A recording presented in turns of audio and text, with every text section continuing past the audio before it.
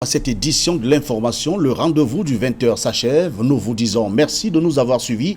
Restez sur les programmes de Equinox Télévision. Mais d'abord, la deuxième partie de Equinox Soir, c'est avec Serge Alain autour et ses panélistes. Serge Alain, bonsoir. Bonsoir Pierre Lavediomban. Le Cameroun désormais sous haute surveillance et surtout Douala. La capitale économique du Cameroun est sous haute surveillance, vous l'avez dit. Des caméras sont installées désormais dans les carrefours et plusieurs rues de la ville pour assurer la sécurité des biens et des personnes. Seulement, la majorité de la population de Douala, elle, n'est pas encore informée de leur fonctionnalité. Voilà, c'est donc l'essentiel. Equinox Soir, deuxième partie. Bonne soirée à vous, Pierre Lavediomban. Bonne soirée à vous, Serge Alain Autour, et bonne soirée aussi à vos panélistes. Bon week-end à vous, Pierre Lavediomban. Merci beaucoup à vous aussi. Rendez-vous lundi 20h. Dans un instant, la suite Equinox Soir en compagnie de nos invités Yves Roma, Elie Tchama, Albert Natola ici et le docteur Etafouda. Docteur Etafouda, camarade de surveillance, on l'a vu dans cet élément. Erin Gonomala, c'est une bonne chose d'être comme ça, surveillé. Ah oui, bien sûr que c'est une bonne chose au regard de la montée de l'insécurité dans notre cité capitale économique. C'est une très très bonne chose, c'est une initiative à saluer à sa juste valeur. J'ai dit à sa juste valeur parce que on ne va pas éluder le fait que les caméras de surveillance c'est bien, mais ça ne suffit pas. Il y a des mesures dissuasives qui sont beaucoup plus des mesures de proximité que l'installation des dispositifs électroniques avec tout ce qu'on sait des aléas de la technologie. Je veux parler simplement de l'éclairage urbain. Pourquoi penser à des dispositifs compliqués alors qu'il peut être... Les rues ne sont pas éclairées. Pas du tout, pas du tout. Les rues vraiment sont lamentablement obscures. Et s'il y a même insécurité, il faut le dire, c'est parce qu'effectivement, il y a cet état de choses, c'est-à-dire que prenez un exemple. Moi, il y a quelque chose qui est vraiment particulièrement chagrinante. Lorsque vous allez à l'aéroport international de Douala et que vous vous imaginez que c'est la vitrine de notre pays, c'est par là que nos bons invités arrivent. Et lorsqu'il faut partir de là pour la ville de Douala, qu'est-ce qu'on observe? C'est de l'obscurité. Et ça fait froid au dos de regarder que tout un boulevard, comme le boulevard qui part de l'aéroport justement en passant par, je ne sais pas si je peux dire Grand Mall jusqu'au rond-point Saint-Michel, que ce soit un boulevard extrêmement obscur. Et j'espère qu'on a placé au moins 10 000 caméras de surveillance dans 10 000 caméras vont remplacer l'éclairage public. Je veux dire que pour qu'on surveille justement, c'est-à-dire, je veux amplifier là la question qui est très préoccupante, parce que lorsqu'on voit tout un axe comme celui-là, avec la circulation qui est là, avec les possibilités de quelqu'un, je veux dire, un véhicule peut être en panne et plein de choses. Vous regardez ce qu'il est déconseillé de tomber en panne de voiture. Vraiment, mais il est même déconseillé de passer par là même à 18h30. Et c'est... On passe donc pas où, docteur? On va se faire pousser les ailes. Non, on va se faire pousser les ailes un tout petit peu. Mais vraiment, c'est pas l'occasion de rigoler, c'est juste pour dire que la décision du ministère, du délégué général à la Sûreté nationale, autant pour moi, est une décision à saluer, c'est une décision à encourager. Il faut compléter par l'éclairage public. Mais je crois que les mairies, dans leur grand ensemble, devraient faire des efforts à leur niveau. Le premier élément d'assurance, c'est même pas de sécurité, mais d'assurance, c'est la possibilité de pouvoir ramasser quelque chose quand on marche dans la rue, de pouvoir regarder là où on pose le pied. Parce que un petit sondage fait rapidement au niveau des personnes qui connaissent le Cameroun et qui ne sont malheureusement pas qui ne vivent pas dans notre pays, c'est le fait que chacune de ces personnes signale que le risque le plus grave au Cameroun, c'est de marcher dans la rue. C'est impensable. Marcher dans la rue... En journée? Alors, dans la journée, je ne veux pas aller là, mais je parle de l'éclairage public par rapport aux caméras de surveillance, pour dire simplement que l'obscurité, vraiment, c'est une question à adresser. On a l'impression de vivre dans un village où les choses sont dans tous les contresens possibles, et il est vraiment temps que si les forces de l'ordre s'emparent de la question, que nos communes puissent les accompagner, et pourquoi pas le gouvernement, le ministère de la ville, le ministère, tous les ministères qui sont concernés, puissent regarder l'affaire de l'éclairage public. Et il y a déjà des possibilités. On parle du numérique sur ce plateau ce soir. On parle de la technologie. Nous avons le soleil. Le Douala, c'est une ville essentiellement ensoleillée. J'ai même envie de dire brûlante, tellement il fait chaud ici, que je veux dire, des centrales peuvent être créées dans le sens d'approvisionner nos villes en éclairage public et de manière beaucoup plus, pour rendre beaucoup plus efficace cette très très bonne décision de la surveillance généralisée. Bernatola, ici, vous qui n'aimez pas applaudir, donc il y a les caméras de surveillance. À côté, il y a le docteur pose le problème de l'éclairage public. Ça va ensemble? Écoutez, elle pose là de manière fondamentale la problématique de la gouvernance urbaine, de manière générale. Vous applaudissez déjà les caméras de surveillance? Non, je crois que le délégué général de la sécurité nationale a fait sa part, comme on dit chez nous. Il a fait sa part. Oui. Il n'aime pas. Absolument. Il a fait sa part. Oui. C'est à saluer. Il n'a pas les mots. Ah, ok. Non, c'est à saluer. Ça, il faut le dire. Voilà. Vous savez, très souvent, lorsque nous avons connu le phénomène des microbes, qui s'est déployé notamment du côté de Kouti, même qu'on parle là-dessus, il y a une autorité qui a dit que ce n'était pas le microbe, mais c'était le microbe. Mais ce sont ces camarades. Vous avez vu le microbe? C'était en tout cas, je viens de traverser là justement. Alors, ce sont ces camarades qui ont informé les autorités de la ville, notamment les autorités en charge de la sécurité de la ville, qu'il y avait un problème du côté de Ndokoti. Ce sont ces camarades de surveillance qui ont permis de mettre un bémol justement à cette délinquance urbaine. Donc, elle pose fondamentalement, lorsqu'elle évoque la question de l'éclairage public, elle oublie, parlant de l'axe Saint-Michel, aéroport Saint-Michel, elle a oublié la dégradation de la chaussée du côté de Saint-Michel. Et pourtant, on vient de réceptionner, je crois de la réception provisoire. Donc, moins de 4 ans après, c'est déjà dégradé. Et en plus, il faut également ajouter à la question de la malgouvernance urbaine l'incivisme des populations. Ça, il faut aussi le dire. Vous avez des lampadaires qui sont vandalisés par des vendeurs de cuivre et de ferraille. Et là, également, je pense qu'il faudrait également installer... Mais l'État fait quoi? Parce qu'on a vandalisé, il ne remplace pas? Non, je pense que l'État ne va pas indéfiniment revenir sur les problèmes résolus. Vous dites indéfiniment, donc. Non, je vous dis que... On ne remplace plus alors? Non, parce que les populations ont vandalisé? Non, je voudrais, quand c'est vandalisé, pour prévenir le vandalisme ou bien l'incivisme des populations, il faut justement mettre peut-être les camarades de ce côté-là. On ne va pas mettre, n'est-ce pas, j'ai envie de dire, les navettes, si vous voulez, les patrouilles, sur cette tasse-là, parce que quelques vandales vont venir faire le sale besoin. Je pense qu'il faut mettre les camarades de surveillance et surtout sensibiliser la population. Parce que ce qui je trouve anormal, elle a soulevé le cas de l'axe aéroport Saint-Michel, mais vous oubliez Ndokoti Yassa. C'est-à-dire cet axe est carrément dans le noir. Et puis la question de lorsque je parle de la malgouvernance urbaine, j'ajoute à cela l'absence de l'adressage urbain. C'est-à-dire nous ne parlons pas. C'est-à-dire que lorsque vous entrez dans une capitale économique comme Douala, vous devrez avoir les adressages qui présentent votre pays, votre ville.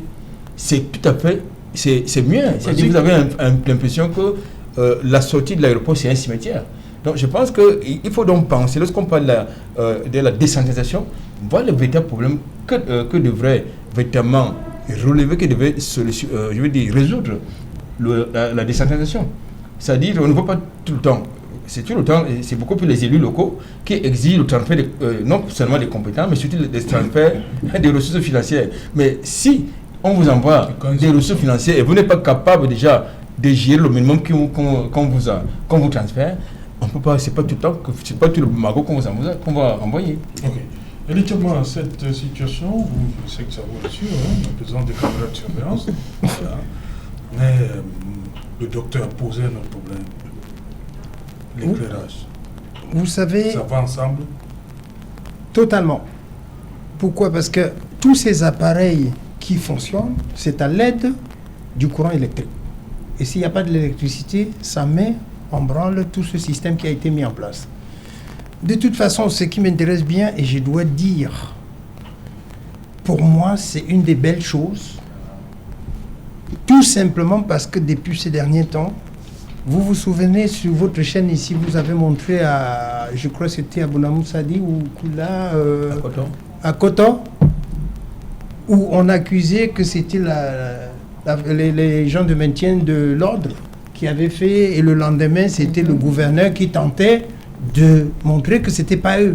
Alors, s'il y avait eu la caméra en ce moment-là, on n'en serait pas là.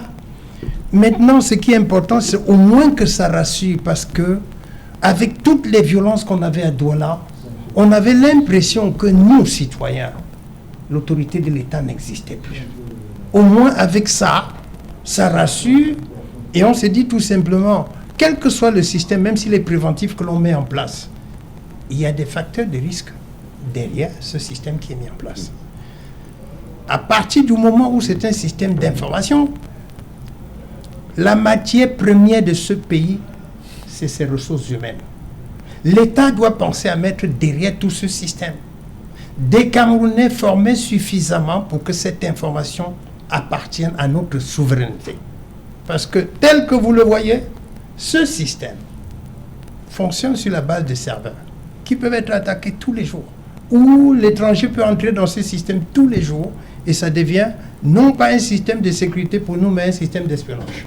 Donc par conséquent, c'est une très belle chose, et je l'adore vraiment, parce que j'ose espérer que les politiques vont enfin devoir ne plus se battre pour les manifestations. J'ose espérer qu'avec ça maintenant, interdire les manifestations, c'est discuter. Avec l'exemple qu'on vient de voir à l'aéroport, je crois que ce serait ennuyeux même pour nous autres de savoir que quelqu'un a demandé une manifestation et qu'on a refusé. Par conséquent, franchement, c'est à saluer. Mais tout simplement, comme madame le disait, il faut que l'éclairage suive, même si ces caméras... Et la maintenance. Oui, même si ces caméras peuvent fonctionner dans la nuit sans problème. Effectivement, vous dites qu'avec les caméras, on pourra rapidement repérer celui qui va semer le trouble. Mais attendez, vous venez de montrer sur votre télé quelqu'un qu'on est venu chercher derrière une voiture qui tentait d'ouvrir. Donc avec ça, ça veut dire qu'une manifestation, mais bien sûr, on dit aux policiers, il est là dedans, il est en train de... Bien sûr.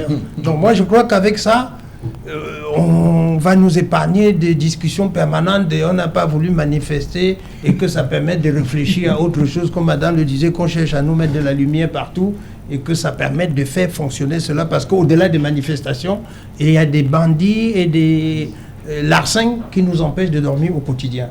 Et avec tout cela, on se sentait déjà orphelin par rapport à l'autorité de l'État. Il va pas mal. Oui, c'est genre-là. Sur vidéosurveillance. Oui, oui. Quand vous m'avez invité, j'ai vu sur le fil conducteur, là, vous avez mis enseignant. Donc je vais le rester ce soir, je ne vais pas répondre à un certain nombre de choses. Et je voudrais dire qu'en réalité, c'est une très très bonne nouvelle. La dame a dit, le docteur, une fois de plus, elle a dit tout à l'heure que l'insécurité devenait un problème, était grandissante, et il était temps que l'État y apporte une solution ferme. Je pense qu'en termes de solution ferme et efficace, c'est la meilleure. Donc, il ne faut pas se priver d'applaudir à bras rompus. Et je me réjouis de ce que des personnes difficiles de satisfaction comme M. Anatole arrivent à apprécier ce bel ouvrage. Sauf que je vais un peu être d'accord avec les autres sur la question de la lumière. Parce que, bon, même si les caméras peuvent être infrarouges ou thermiques, qui permettent de filmer dans le noir, je vais unir ma voix au leur pour dire que effectivement il faut plus d'éclairage public. Il faut vraiment qu'il y ait plus d'éclairage public, parce que l'éclairage en lui seul est déjà une première barrière de sécurité. dans le noir, les uns et les autres se sentent intouchables, ils se sentent tout capables permis, de faire, hein. oui, tout permis peut faire n'importe quoi, non. Donc il faut que Eneo nous accompagne, il faudrait que les mairies, parce qu'il n'y a pas que Eneo, c'est vrai, les mairies peuvent faire des installations, mais si Eneo a dit qu'aujourd'hui il n'y a pas la lumière, bon. Donc il faut que les mairies déjà installent, mettent l'éclairage public partout et que la lumière soit disponible pour qu'on ait plus de sécurité. Tout qu'on fait, on ne peut pas bouder notre plaisir, il faut saluer cette autre belle réalisation à sa juste valeur. Ah, vous voulez revenir en politique, vous avez Non, dit... du tout. Oui, chasseur naturel revient au Canada. Ça juste Vous avez dit que vous restez enseignant. On voulait nous ramener dans votre chapelle politique. Docteur Etta, Oui, est-ce qu'avec cette omniprésence-là, de ces vidéos, de ces caméras-là, on ne se sent pas épié? Alors, épier, moi je pense pas, je ne pense pas. C'est plutôt une assurance, c'est une assurance de la part de la population de savoir que on peut... C'est une assurance pour ceux qui ne se reprochent. Oui, justement, j'en venais parce que je voulais justement dire ça dépend des pratiques de tout un chacun et le commun du citoyen veut être en sécurité, il veut être en paix, il veut être sûr qu'il peut vaquer à ses occupations sans que un petit truand ne vienne le perturber d'une façon ou d'une autre. Je crois que c'était, enfin, ça arrive, il faut bien que ça puisse arriver à un moment, même si c'est un tout petit peu tard. Et se sentir épié, c'est pas le lieu justement de commencer à penser que, je sais pas, quand on va au marché, quand on va à l'échoppe du coin de quartier, qu'on soit épié, je ne pense pas. Au contraire, hein, je pense que c'est une très bonne mesure qui mérite vraiment son pesant d'or et on n'a pas besoin de lui trouver des poux sur la calvitie parce que ça devenait autre chose. Mais vraiment, si on accompagne tout cela par l'éclairage, ce sera encore merveilleux. D'abord, ça va beaucoup. L'éclairage, lui, il embellit la ville et il nous sort de ces petits réflexes. Parce que M. Aïssi a dit au tout début de l'émission qu'il y a des personnes et des étrangers qui ne respectent pas les lois de notre pays, qui ne respectent pas nos pays. Parce qu'imaginez-vous, peut-être que, j'espère que les caméras vont aller là. Il y a des délinquances, des modes de délinquance qui ne sont pas forcément des agressions. Nous avons par exemple le fait de se livrer à des pratiques, je veux dire, sanitaires en public, ce qui cause les parfums d'intérieur partout où nous pouvons passer. Il est important que la discipline ou la sensibilisation dont parle M. Aïssi puisse passer et aussi par là. Parce que vous voyez quelqu'un à la peau non camerounaise et qui se met à faire pareil parce qu'il voit les Camerounais faire, lui aussi le fait. Ça choque un tout petit peu puisque dans leurs différents pays, ils ne le feraient pas.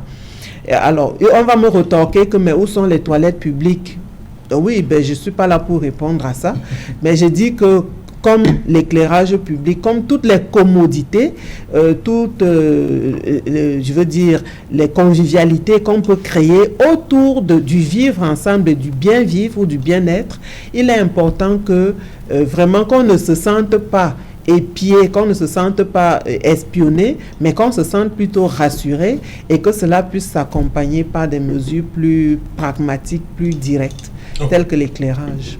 Yves Abama, vous vouliez dire quelque chose pendant le journal? Je dis par rapport à cette fameuse page. Voilà, oui, je voulais faire une précision par honnêteté intellectuelle. Voilà, je viens de recevoir un coup de fil de l'inspecteur Ngamo. Samuel Ngamo, vous savez qu'il est un doyen du domaine, surtout en SVT. Voilà, ouais, qui nous apporte une petite précision parce qu'il dit que la page avait été retirée pour des raisons entre guillemets, j'utilise ton mot de hors-sujet, parce que les enseignants avaient travaillé sur la sexualité au lieu de travailler sur la reproduction. Donc voilà pourquoi la page avait été retirée. Ce n'était pas pour le caractère scandaleux de son contenu. C'est une bonne précision parce Voilà. que ça nous permet de voir que effectivement, on peut donc retravailler cette thématique pour fixer exactement le cadre référentiel auquel doivent se conformer les enfants dans leur évolution pour qu'ils aient une évolution sociale normale. Voilà, et il précise, il accompagne une proposition que j'ai faite tout à l'heure là, parce qu'il dit que ce serait bien d'avoir peut-être une émission avec des inspecteurs ou d'autres enseignants de la question pour que qu'on remette cette page. Pas pour qu'on remette cette page, Qu'on pour faire plus d'éclairage. Qu'on comprenne pourquoi. Non, pour apporter plus de On a enlevé la page, précision. on a enlevé. Hein. Voilà. On va pas faire l'émission pour... C'est ça pour faire quoi? Pour faire revenir la page? Non, du tout. Mais on a dit tout à l'heure qu'on avait le sentiment que les techniciens reculaient au bénéfice de l'opinion publique, de la société, qui forcément n'en savait pas grand-chose. Peut-être que pour des questions comme celle-là, dorénavant, il vaut mieux donner la place à ces techniciens-là pour qu'ils disent ce qu'il faut dire. Voilà, merci. Anatole, 30 secondes, un mot de la fin. Mais je suis quand même intéressé par une autre actualité qui a meublé le journal tout à l'heure, cette équipée africaine du côté de Kiev et de Moscou. Oui, initialement, je crois qu'il devait être 6 personnalités. Non, 7 voilà. chefs d'État. Et finalement, ça a été réduit. Non, pas réduit. Il y a le président égyptien qui voilà. se fait représenter. En tout cas, c'est pas la première. Oui, c'est pas la première mission, c'est pas la première offre de paix qui est proposée aux Occidentaux. La première offre vient de l'Arabie Saoudite, plus de l'Égypte, et la troisième, là, voilà. Et ce qui est quand même curieux, la grosse curiosité, c'est que cette mission de paix a été préparée par un Français, Jean-Yves Olivier, qui a une fondation qui porte la fondation Brazzaville, qui est localisée du côté de Londres, et apparemment, il a fait ce qu'on appelle une diplomatie de l'ombre, et pour mettre en perspective les personnalités africaines. Moi, je trouve ça quand même curieux. Au niveau de la symbolique, peut-être Poutine va recevoir cette équipée africaine-là, mais nous connaissons les intentions qui sont derrière et qui en est véritablement l'initiateur. Effectivement, on sort de l'émission. Bien, je dois revenir sur les caméras en disant tout simplement, quand on a une chose comme celle-là entre les mains de l'État, très tôt, il faut que l'État pense à légiférer dessus. Parce que les utilisateurs, ça veut dire les agents de l'ordre du maintien public qui sont derrière peuvent en faire un usage abusif et maladroit. Donc il faudrait bien que ça soit réglementé. Et pour terminer l'émission, je dirais que ce genre de sujet évoqué ce soir place le Cameroun tout simplement dans un environnement très mouvant, avec 3 facteurs de risque terribles: les mutations technologiques, les changements climatiques et la démocratie indirecte qui nous tue totalement. Merci. Et là-dessus, il faudrait que nous on pense à rentrer dans nos cultures pour nous défendre. Merci. Oui, mais si je voudrais sortir simplement en disant que pour le cas des caméras, il n'y a pas plus prudent qu'un homme qui se s'est vu. Donc les caméras sont là pour dire aux doualets que, chers doualets, dorénavant vous voit, comportez-vous bien. Oui, vraiment, je voudrais terminer en interpellant les parents sur la problématique des vacances et de l'occupation de nos tout-petits, pour dire que, en fait, les temps ont changé. On ne va pas revenir sur l'Antiquité dans laquelle... Je dis Antiquité parce qu'eux, ils disent que c'est votre époque. Je me demande quelle est mon époque et quelle est leur époque. Je me rends compte qu'entre 2 ans, 3 ans ou 10 ans de différence, ça fait beaucoup. Donc, rendons-nous compte que nous sommes dans une autre époque qui n'est peut-être plus la nôtre, et il est important de s'adapter, non pas pour perdre ce que nous avons de cher. Nos enfants, c'est ce que nous avons de cher. Donc, œuvrons vraiment dans le cadre de les occuper, organisons des petits ateliers de cuisine, de dessin, de jeux de famille, de jeux de société, pour les sortir progressivement de ce piège qu'on appelle la télévision. Merci, Dr. Eta. Merci à vous tous. Merci Albert Anatole, merci Yves. Merci à vous, Elie Tchema. Madame, Monsieur, nous sommes donc arrivés au terme de ce numéro. Et qui on se retrouve lundi à partir de 19h. Bonsoir. Mouaï Kele.